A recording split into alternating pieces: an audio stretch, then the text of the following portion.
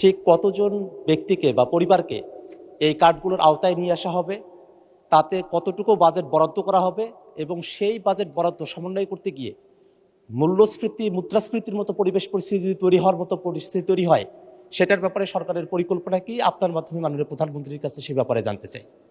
মাননীয় প্রধানমন্ত্রী। ধন্যবাদ মাননীয় সংসদ সদস্য।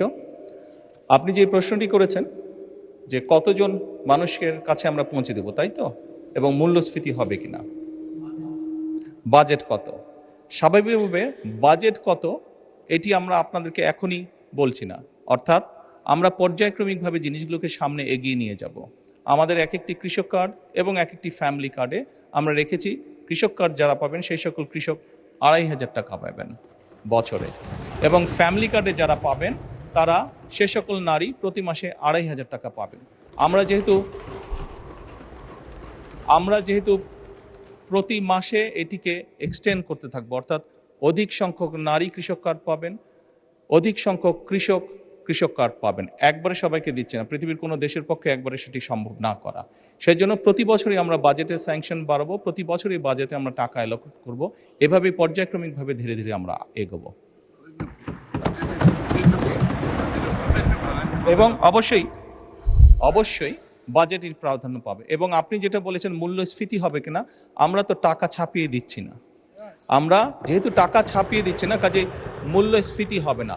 বরং আমরা মনে করি এই টাকাগুলো যখন মার্কেটে যাবে, যারা কৃষক কার্ড পাচ্ছেন সেই সকল কৃষক, যারা প্রান্তিক পর্যায়ে নারীরা যারা পাচ্ছেন টাকা, নিশ্চয়ই তারা সিঙ্গাপুর বা বিভিন্ন দেশে টাকা পাচার করবে না, সেই টাকা লোকাল অর্থনীতি তারা খরচ করবে।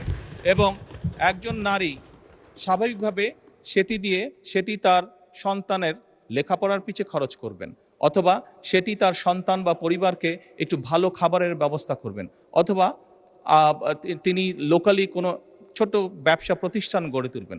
ফলে যেটা হচ্ছে, যেই টাকাটা সরকারের কাছ থেকে তার কাছে যাচ্ছে সেই টাকাটা লোকাল ইকোনমিকে শক্তিশালী করছে, লোকাল ইকোনমিতে সেটি রোটেট করছে। যেমন একজন নারী যখন সেই টাকাটি পাবেন, উনি যদি একটি মুদির দোকানে গিয়ে সদাই করেন, এরকম ওনার আশেপাশে যারা সেটি পাবেন, আরও যে সকল পরিবার, আরও যে সকল নারী পাবেন, তারা সকলে যখন ওই মুদির দোকানে যাবেন, স্বাভাবিক সেই মুদির দোকানের সেল বাড়বে। সেই মুদির দোকানে যখন একজন কর্মচারী যদি এখন থেকে থাকে, 1 মাস পরে বা 2 মাস বা 3 মাস পরে সেই মুদির দোকান মালিক দেখবে যে আমার একজন কর্মচারী দিয়ে হচ্ছে না, তখন সে আরেকজন কর্মচারী নিয়োগ করবে। ফলে কি দাঁড়াচ্ছে, কর্মসংস্থান হচ্ছে। এবং সেই কর্মচারী 2 জন বেতন পাবে, তারাও গিয়ে গামছা কিনবে, লুঙ্গি কিনবে, অথবা তার সন্তানের জন্য চিপস কিনবে, অথবা একটা ছোট্ট ফ্রক কিনবে তার মেয়ের জন্য। ফলে লোকাল ইকোনমি আস্তে আস্তে স্ট্রেনদেন হবে, লোকাল ইকোনমি আস্তে আস্তে বড় হবে। কাজেই মূল্যস্ফীতি হবে বলে আমরা মনে করি না, আমাদের কোনো রিসার্চে মূল্যস্ফীতি বলে না, বরং অর্থনীতি আরো সচল হবে, অর্থনীতি আরো স্ট্রেনদেন হবে। এবং লোকাল যে সকল ইন্ডাস্ট্রি আছে, বাংলাদেশের শতকরা 70 থেকে 80% মানুষ যে সকল প্রোডাক্ট কনজিউম করে, সেগুলো লোকাল ইন্ডাস্ট্রি প্রোডাক্ট কনজিউম করে। কাজে লোকাল ইন্ডাস্ট্রিগুলোকে স্ট্রেনদেন করার এটি আরেকটি উপায়। এবং তার ফলে যেটি হবে, সামগ্রিকভাবে ডিপ্রাইভ যে সকল মানুষ আছে, আমি বলছি না যে আগামী 6 মাসের মধ্যে এটি হবে, তবে ইনশাল্লাহ 3 থেকে 5 বছরের মধ্যে আপনি যে পরিবর্তনটি দেখবেন, যারা প্রান্তিক গোষ্ঠীর মানুষ, তাদের জীবনযাত্রার মান ইনশাল্লাহ অনেক উন্নত হবে।